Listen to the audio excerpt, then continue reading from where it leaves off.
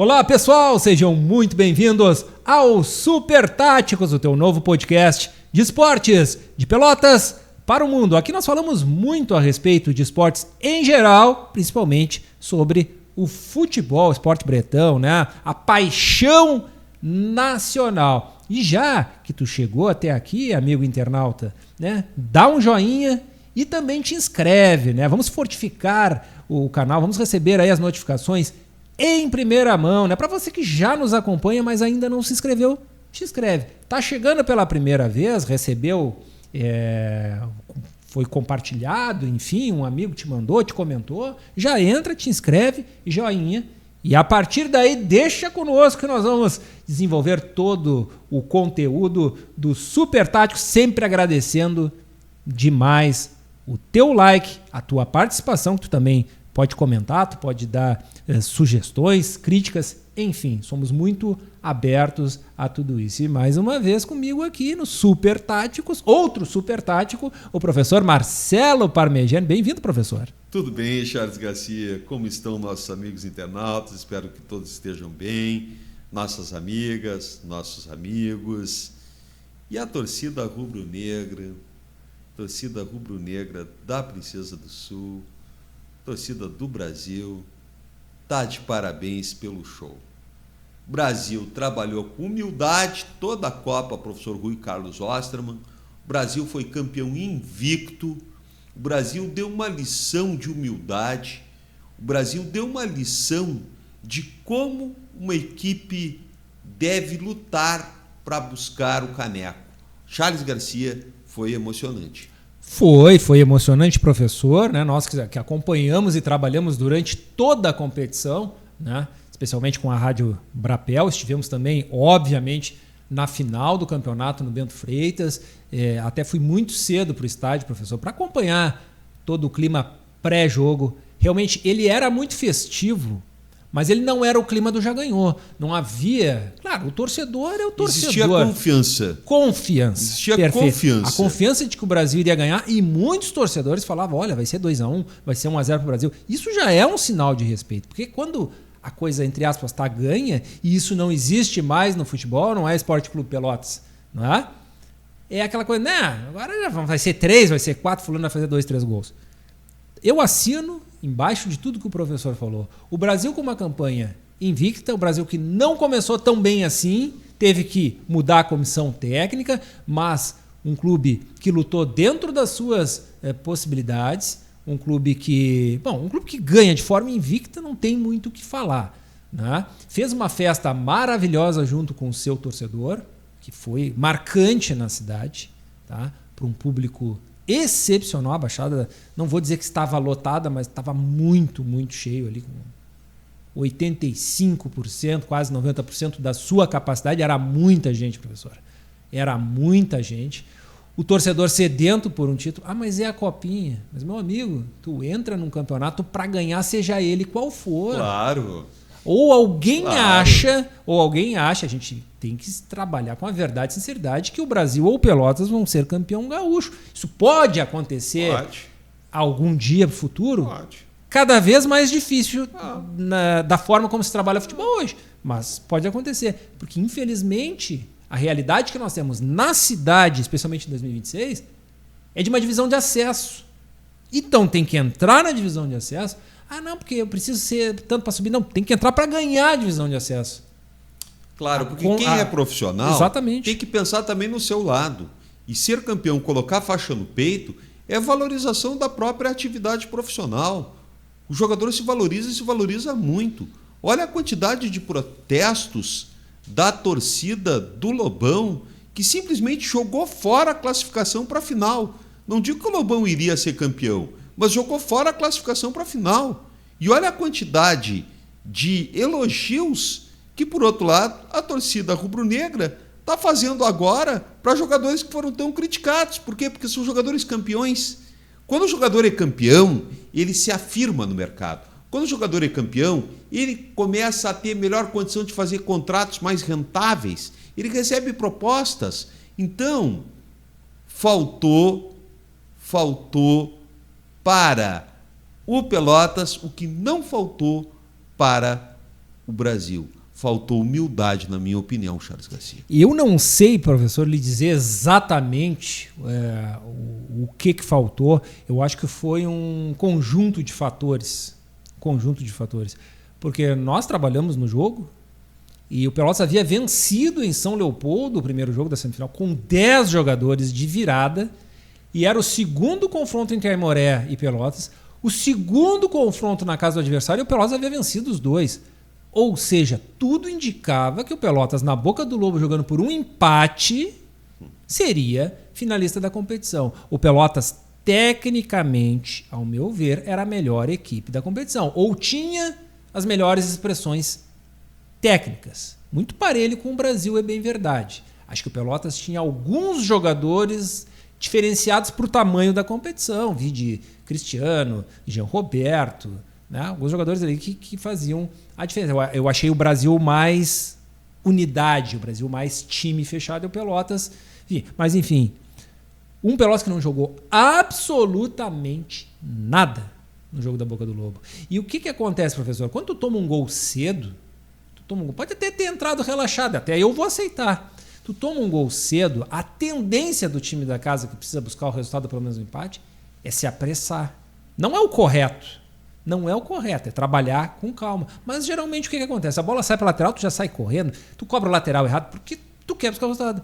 O Pelotas tomou o gol e o jogo parecia que estava 4-1 para o Pelotas. Em momento algum, o Pelotas, digamos, entre aspas, apressou o jogo. Eu acho que a qualquer momento, e aí entra o que tu falou da humildade, a qualquer momento eu acho que nós vamos empatar e nós vamos virar, porque no campeonato todo nós fizemos isso. Não tem magia. Não tem, Charles Garcia. E o Aimoré... Não tem magia. Com todo respeito, e parabéns ao Aimoré por ter chegado na final, por ter feito 2 bons jogos. Não pense assim que o Aimoré foi um adversário tão fácil, né? Especialmente no primeiro jogo lá, porque o Aimoré saiu decidido até a ganhar do Brasil. E o Brasil no início em São Leopoldo não estava tão bem assim.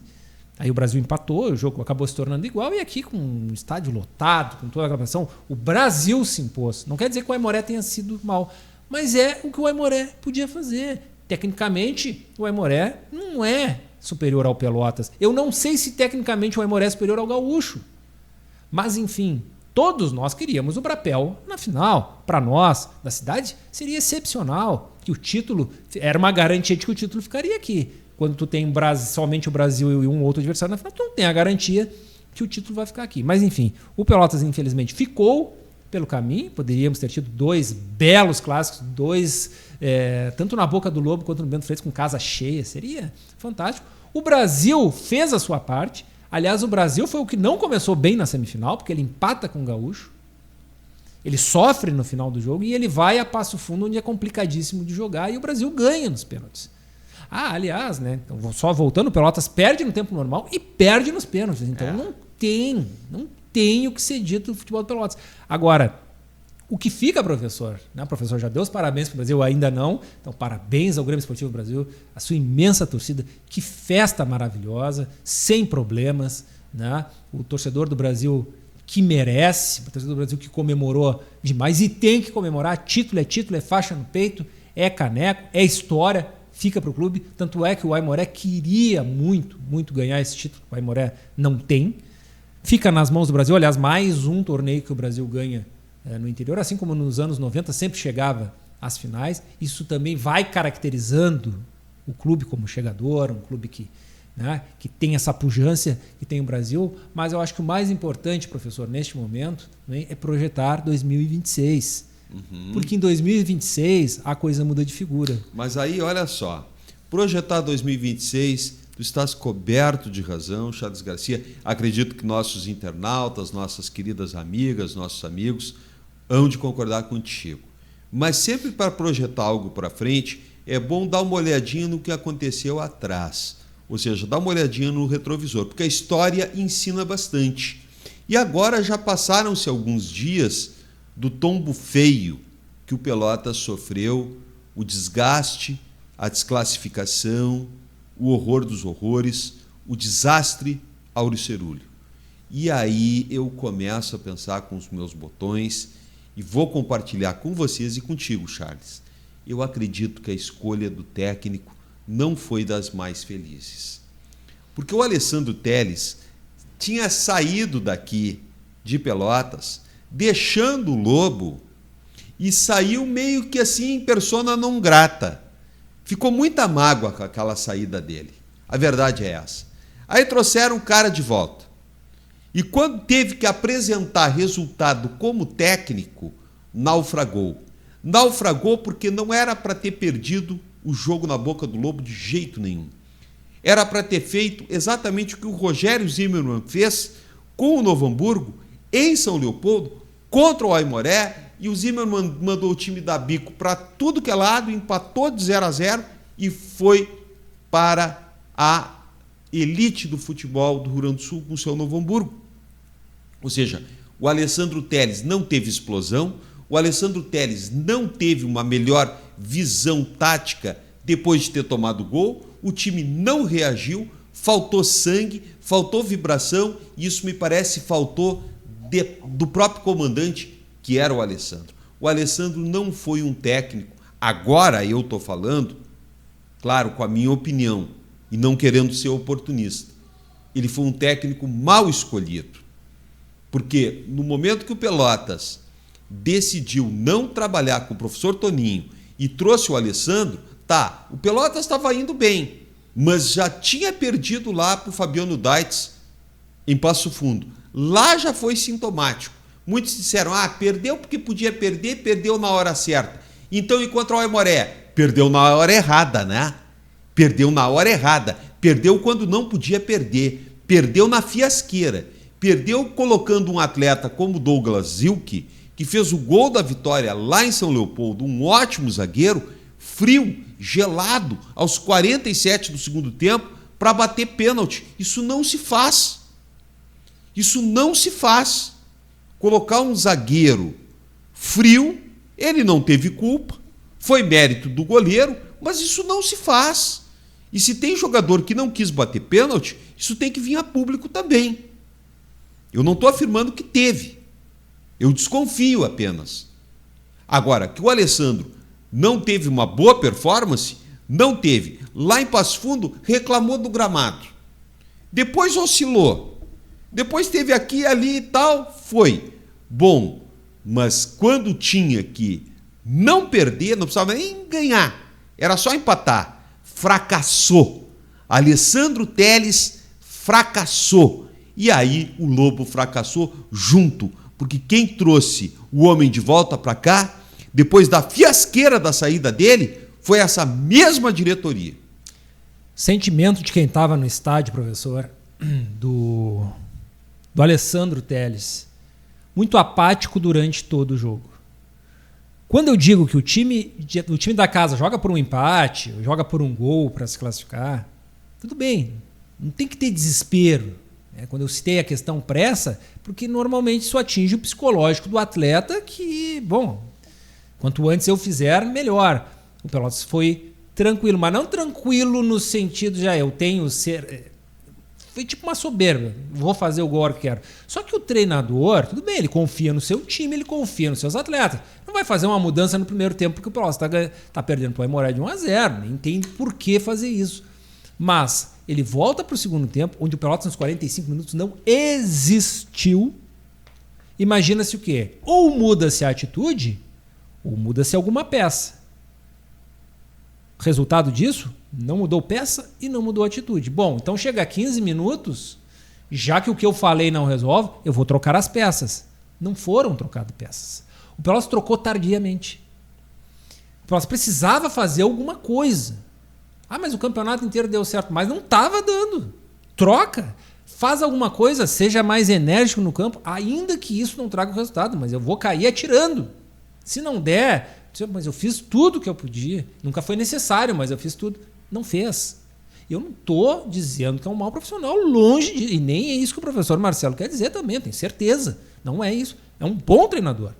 Não é mau treinador. Não era o treinador para aquele momento, Charles. Sim, mas a minha opinião, pelo menos. Exatamente. Mas não é um mau treinador. Não. É um bom treinador no mercado. Fez um bom trabalho no São Luís. Daqui a pouco, para jogar um campeonato ou até uma divisão de acesso, não estou dizendo que é. Tanto é que sempre tem mercado. Agora tem que se repensar também se esse time do Lobo era tão bom como todo mundo pensava que era.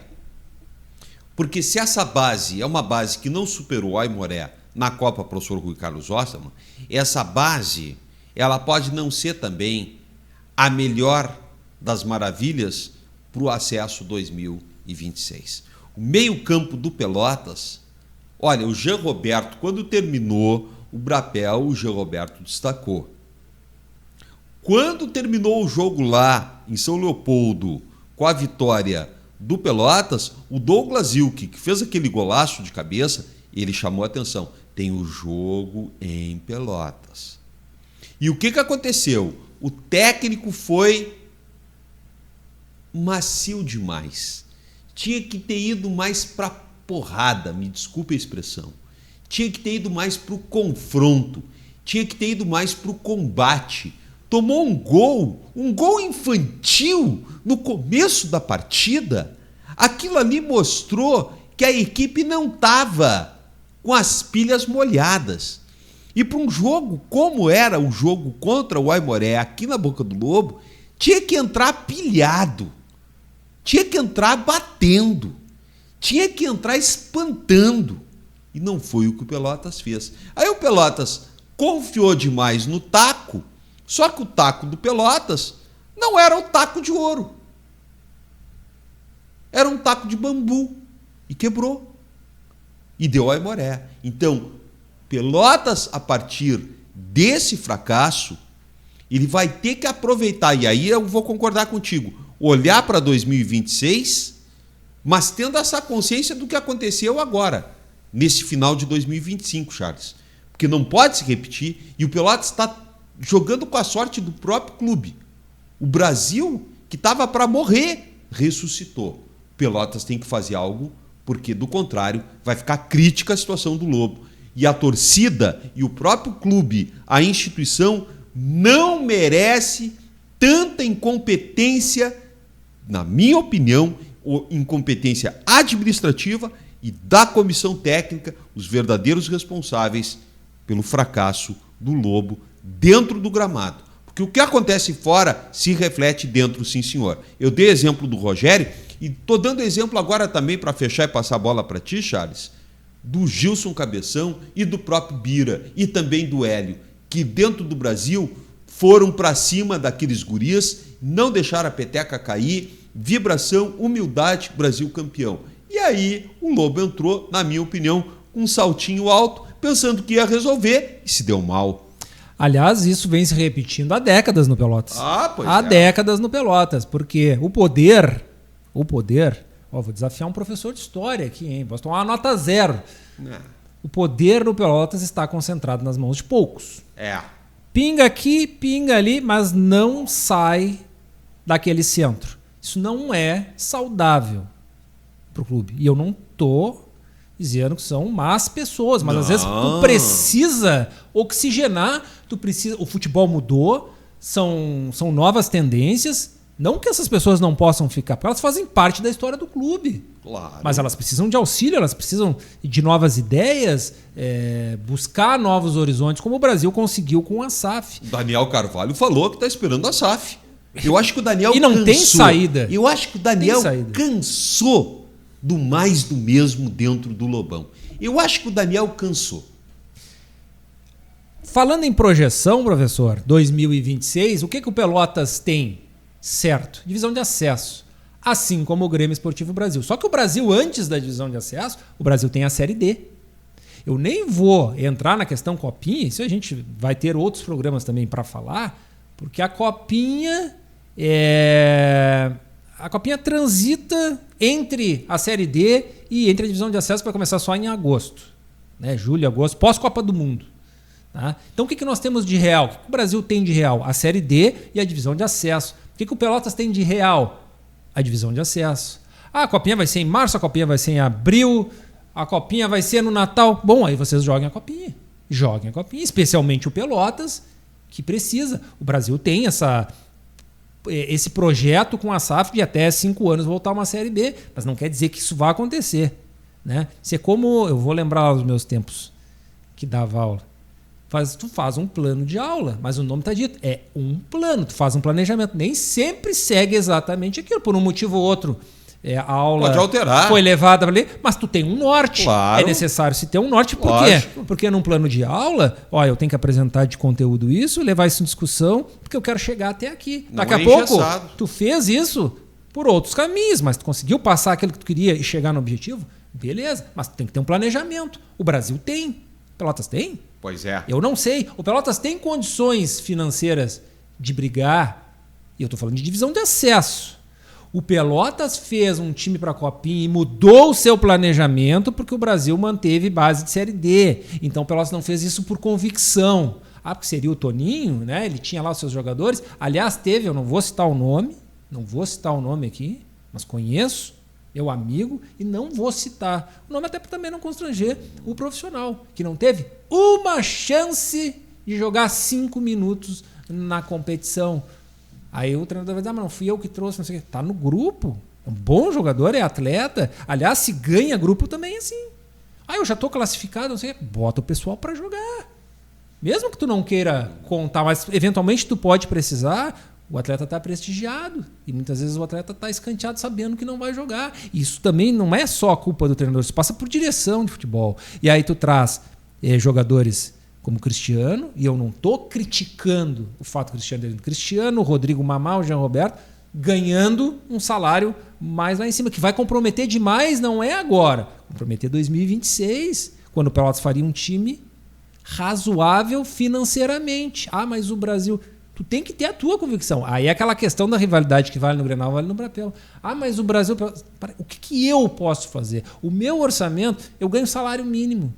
Meu vizinho ganha 20 mil reais por mês. Eu não vou conseguir ter o padrão que ele tem, o carro que ele tem. Eu nem vou conseguir andar de carro, vou andar de ônibus, eu vou andar de Uber. Eu não vou conseguir fazer um rush de 3 mil reais como ele faz. Não dá. Mas eu vou me organizar e eu vou melhorar para um dia, quem sabe, eu chegar até ali. Então tu tem que levar isso como uma certa admiração, tá?